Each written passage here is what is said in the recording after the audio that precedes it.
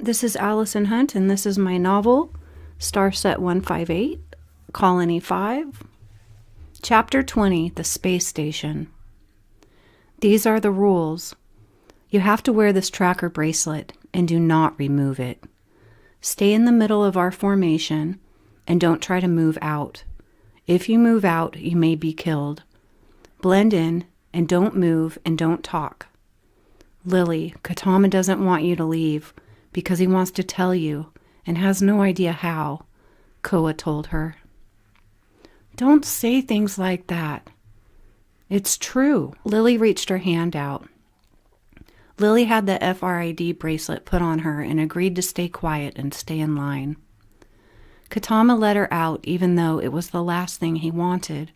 He should have talked to her first. Tell us your name and the last things you remember. This is a subchapter.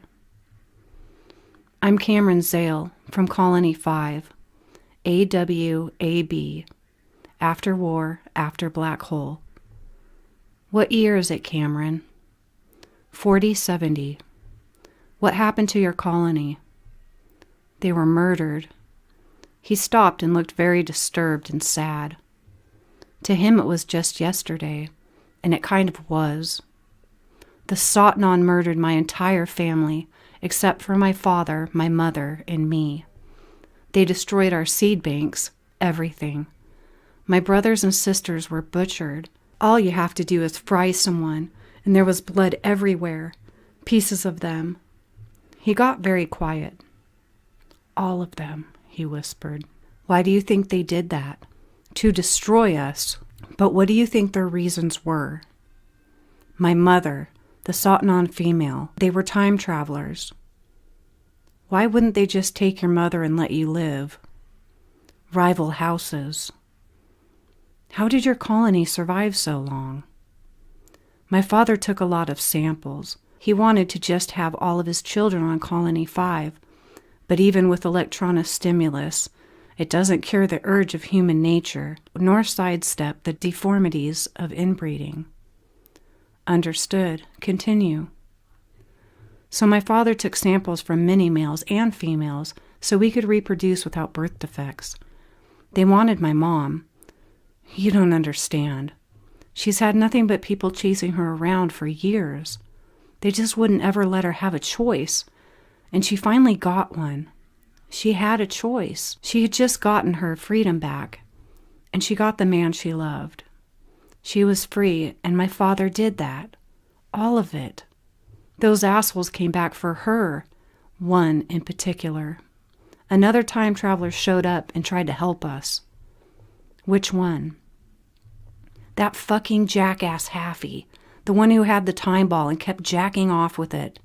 He made a terrible and irresponsible mess. Does he have a name? Yeah, Alien Kindness. Did he tell that to you? Hell no, with a name like that, who's gonna tell someone else about it? He went by AK. I don't care much for Cameron myself, but nobody calls me that anyway. Anyway, me and my father stunned his ass and searched him. He had identification? No. Actually, he had other people's identification, but none of his own. We hypnotized him in his sleep and interrogated him. He can't lie that way. Interesting. He warned us about some Sotso woman that had it out for my mom, Lillian Shea. He tried to help us. Do you think it was the Sotnon male or maybe the Sotso woman who murdered your family? The Sotnon, Reese Matheson's colony. Colony 7. Even though the Sotso chick wanted her dead, she wouldn't take all of us out, but the man would. What makes you think that? If I was supposed to mate with the last other Sotnon alive, and she took off and vanished, I'd probably try to track her down too, and if I succeeded, and she, I don't know, had other children, I'd probably wipe them all out as well. There wouldn't be anything left linked to my father, and that is a man's brain, not a woman's.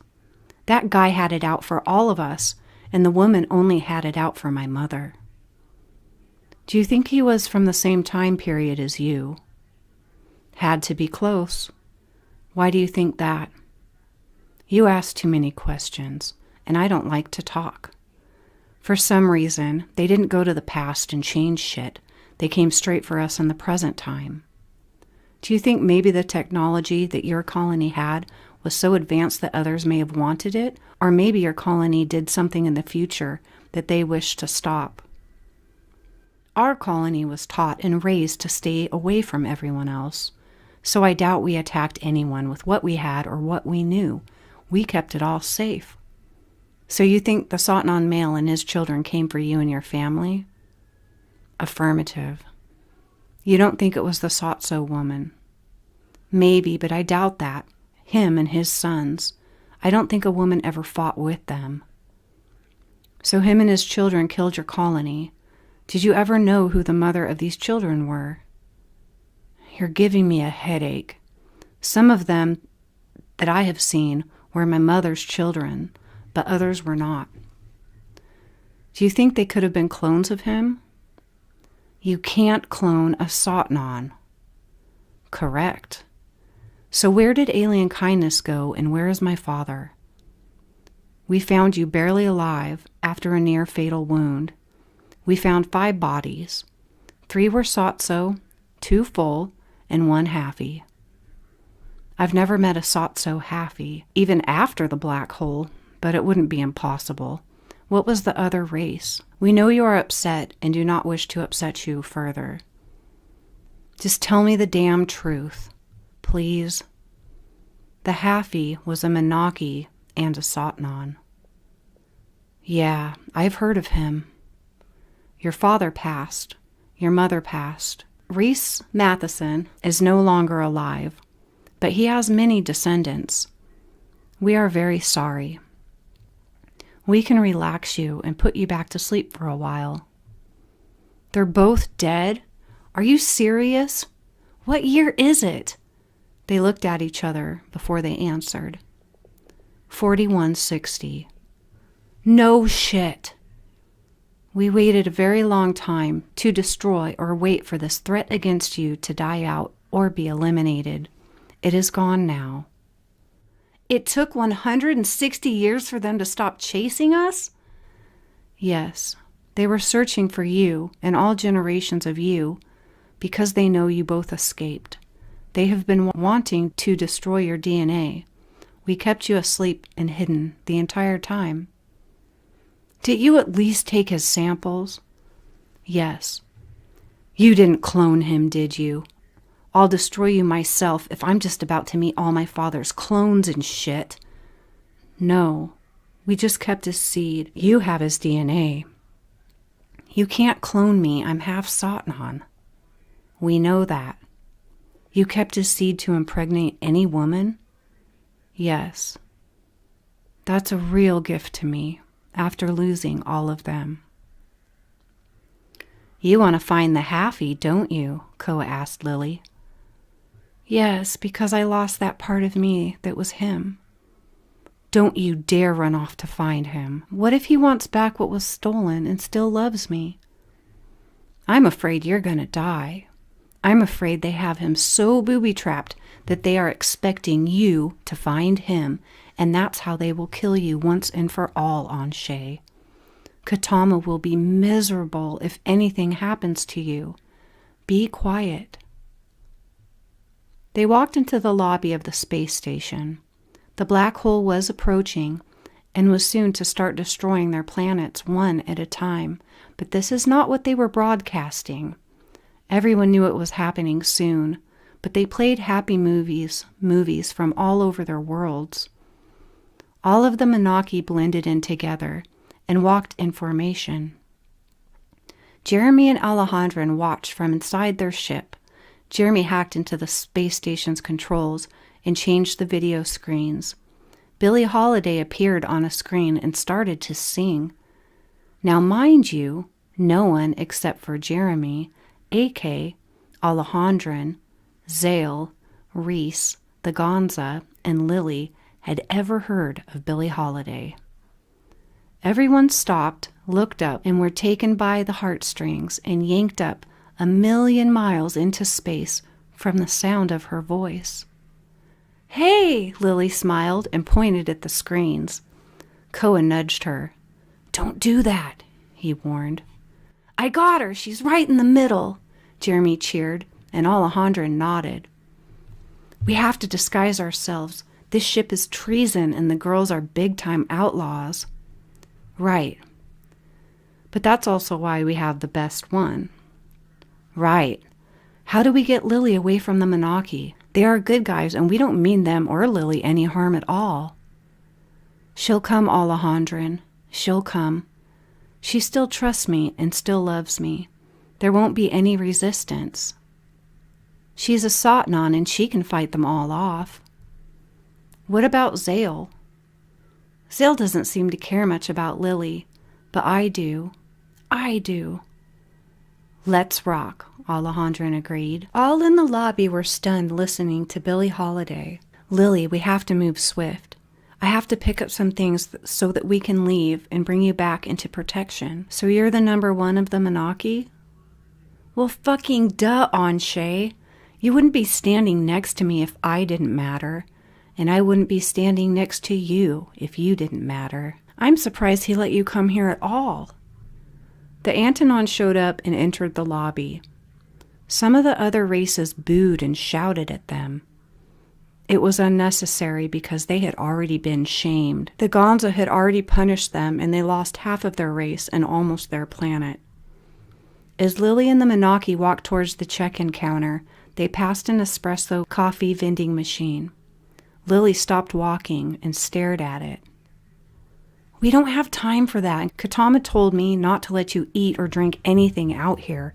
It's too dangerous. When they got to the desk and checked in, they were given tickets for the concessions and for the MRE supplies for their colony.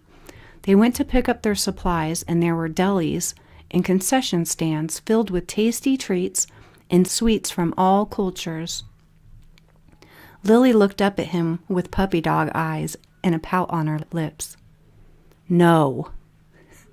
There was a main lobby with a stage, but there was nothing set up or going on at the moment. There were different sections for different races. It resembled an airport, but it was much nicer. Each section had happy films playing, like they used to play in America during the Great Depression. Most of them stayed together, but some races did mingle and talk to one another in the lobby. No matter what happened in the past, now everyone had the same future. Their planet would be destroyed and they would be forced to live in space. On the furthest side of the lobby, there was a different section with multi-screens. It showed the black hole, and on the other screens were each planet and the distance between it and the black hole. It showed the minutes, hours, days, and months until impact. In this room, apart from the laughing, happy movies, and joyous music, was the inevitable truth. Lily looked up at the screen and frowned. She squeezed Koa's arm. The Monarchy picked up their supplies and quickly scanned it for weapons and explosives. Everything was normal. The back row carried the supplies. Do you still see her? Alejandra asked. Yes, but the Satso are here, and that woman's on board. Can you beam her up to us? No, I keep trying and it's not working. I can't lock on. We better get out of here before that woman finds her. If that chick has a mask on, we're screwed. The damn computer can't see through it. AK had identified her face, and Jeremy programmed his computer to recognize it. She made a deal with the Satso and prepaid them for it.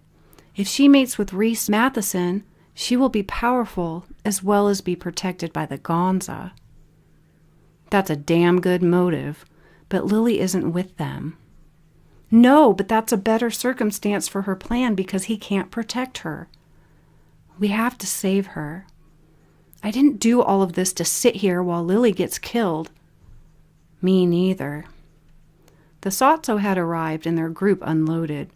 Jeremy and Alejandra changed to match the Satso's outfits.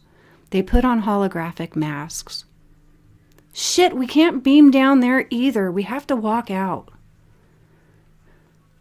When they went through the tunnel that led to the space station, there was a sign and a female computer voice warning.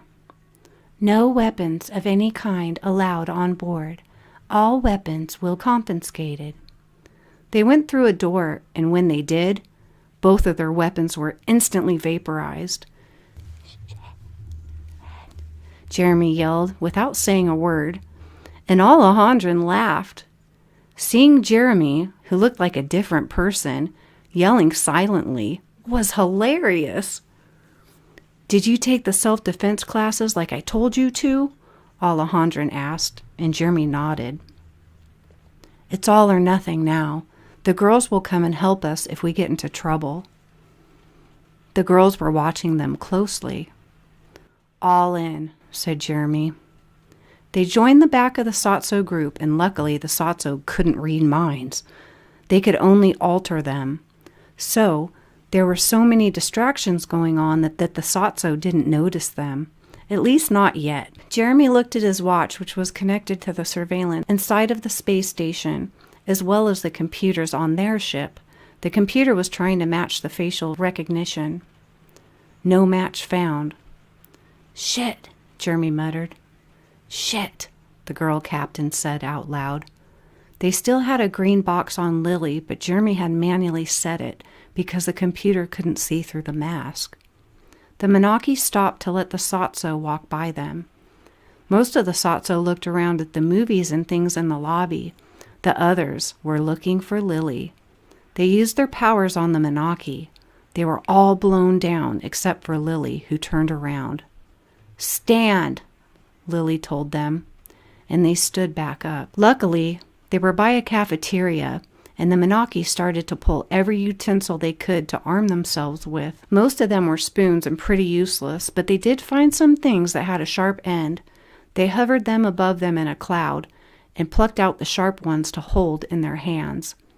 Koa tried to stand in front of Lily, but she wouldn't let him. "Stand still," a Satso told the Menaki. "Run to your ship." The other Satso fought the first one. "Don't do this. We've been involved in 3 conflicts involving Anshe and the Gonza are going to kill us all this time." But since they were already paid off, they cared only about themselves and not the welfare of their race. This is when they made their attack on the Menaki. They used their fists along with their powers as the Menaki tried to flee.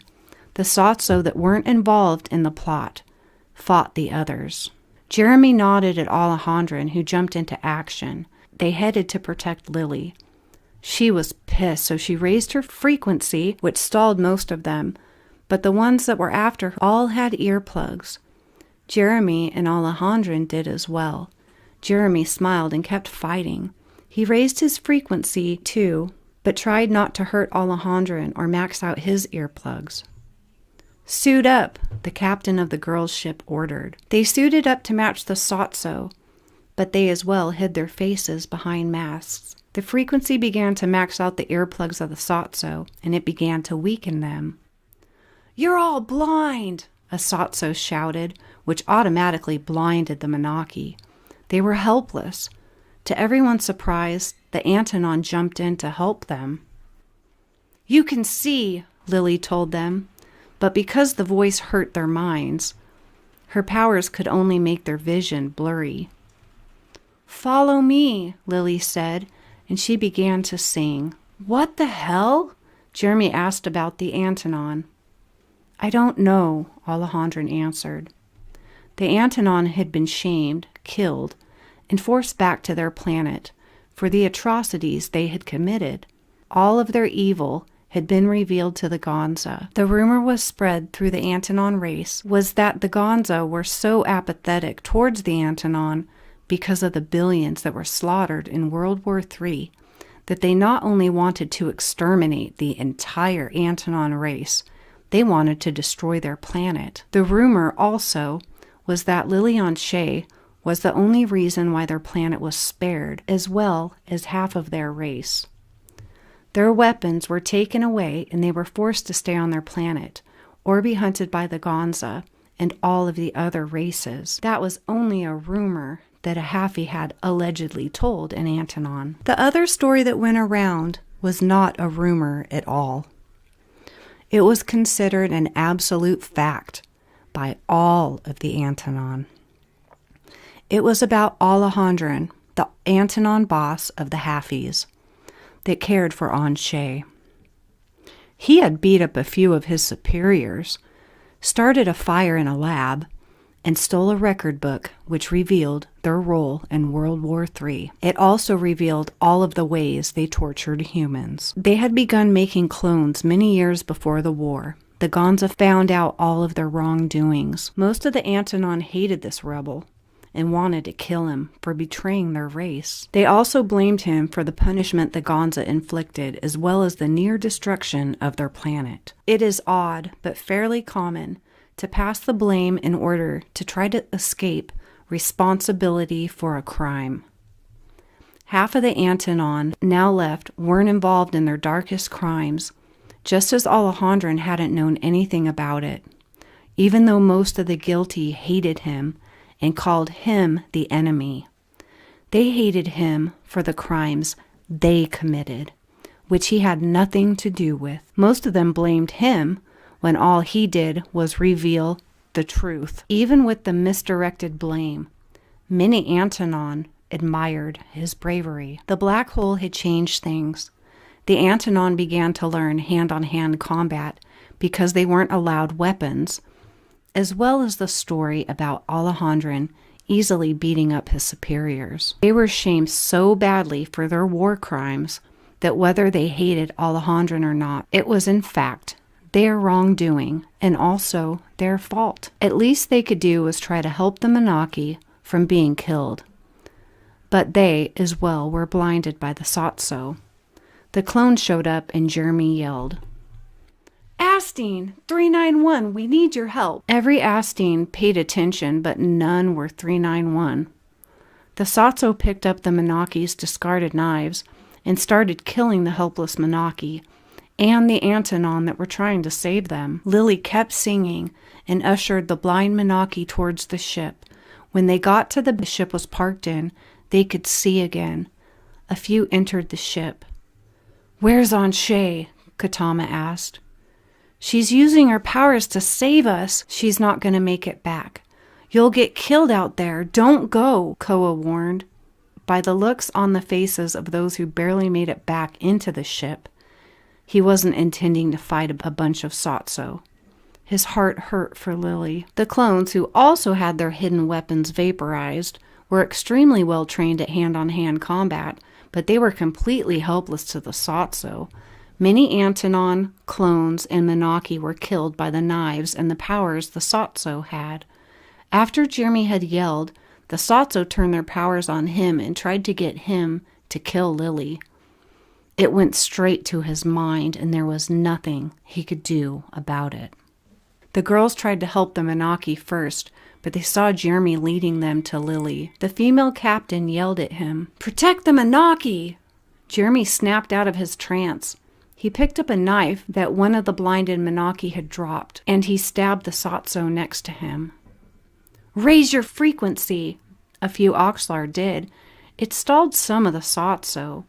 Lily was ushering every blinded Monarchy into the tunnel that led to their ship.